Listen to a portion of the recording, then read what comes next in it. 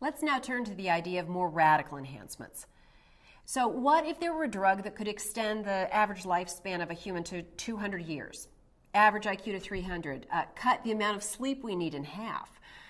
Imagine it's extensively tested, proves to carry very low risk. Now, lots of people I talk to about this say, sign me up. But plenty express profound reservations. So let's take a look at what we should think about this. Well, some who are uneasy about them question whether maybe we're being a little greedy.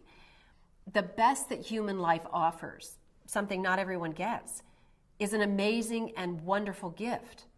But this may be an instance of what's called the status quo bias.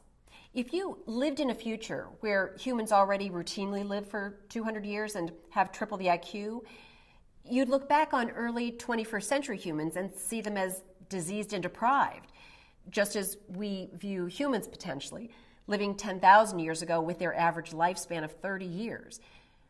If it's good that medicine and other technologies have improved since then, wouldn't it be just as good to keep improving us? For others, it's the idea of our intentionally making those changes as opposed to our leaving it up to evolution.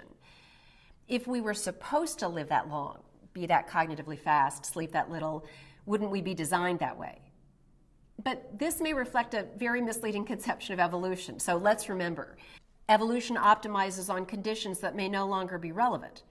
For instance, our sweet tooth was adaptive in the Pleistocene, when high-calorie foods were scarce and the compulsion to eat as much as you could see could really help you survive. But what was adaptive then can be very maladaptive in today's world, contributing to the obesity epidemic experienced in many countries. Evolution doesn't optimize at all over post-reproductive features. The reason our bodies start falling apart after 40 is because we're no longer reproducing in large numbers past that age, so evolution doesn't care. Plenty of our features aren't optimized in any sense. Our biology is the result of many accidents and genetic quirks. Unlike most mammals, for instance, we don't synthesize our own vitamin C. And that's due to a mutation that happened 40 million years ago that happened to inactivate a gene that produced a specific enzyme. And fourth, where evolution does optimize, making us naturally fit, that fitness isn't always good. As the philosopher Nick Bostrom puts it, evolution doesn't care about human happiness. He says, a capacity for rape, plunder, cheating, and cruelty might well have been evolutionarily adaptive, but they've had disastrous consequences for human welfare. In other words, while some people refer to evolution as a master engineer, it's, as Alan Buchanan puts it, a little more like a blind, morally insensitive tinkerer. Well, here's a different worry, not one about meddling with evolution, but about whether these radical enhancements would really be good for us. Is more always better? Would living to 200 or needing half the sleep really make us happier? We might find out those enhancements had unanticipated downsides. Perhaps increased cognitive speed would crowd out creativity. Maybe having better impulse control would make people more submissive. Maybe never needing to sleep would be accompanied by horrible boredom. Enhancing our capacities doesn't always enhance our well-being. These issues at bottom are epistemic worries. We remember a word that talks about our state of knowledge. Ultimately, it's an empirical question whether those sorts of enhancements would really increase our well-being. Others would say, given this fact, that what we should do is let some hardy souls try the experiment and find out. After all, some people thought universal literacy was a dangerous idea at one point. A final set of issues returns us to social consequences, concerns about social justice. The worry here is that radical enhancement risks radical inequality.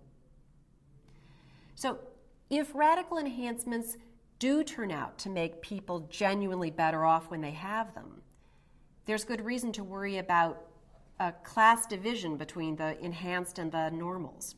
Increasing the upper bound of well-being can sort of stretch the inequality gap. So what if only the rich had access to the enhancements? Not only would they live longer, think faster, sleep less, but since those are socially valuable, they would likely accrue even further advantages. Why would an employer ever choose to hire a non-enhanced applicant over one who thinks twice as fast and needs half as much sleep? Well, why do we care about inequality? Better, which inequalities do we care about? I ask because we need to think carefully about trade-offs. The plain fact that an improvement won't be equally enjoyed doesn't mean we don't pursue it. Technology and life-saving medical advances are often unequally distributed, but if they do enormous good for many, we may well pursue them.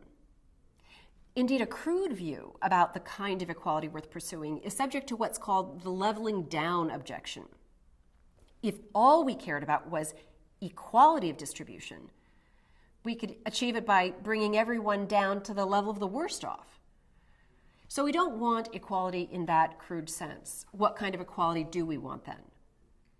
Well, what we don't want are inequalities that allow one class of people to dominate another. Inequalities that break down social solidarity. Inequalities where the access to the levers of political and economic power are concentrated in the hands of a few. And these are already worries, even in countries whose citizens are roughly equally vulnerable to death and disease and roughly equal in their cognitive abilities and biological needs. Add radical enhancement into the mix, and the possibilities for political and economic domination might truly increase. And since norms are often determined by the elites, the laws and institutions might be crafted to meet the needs of the enhanced, further undermining the ability of the normals to do well.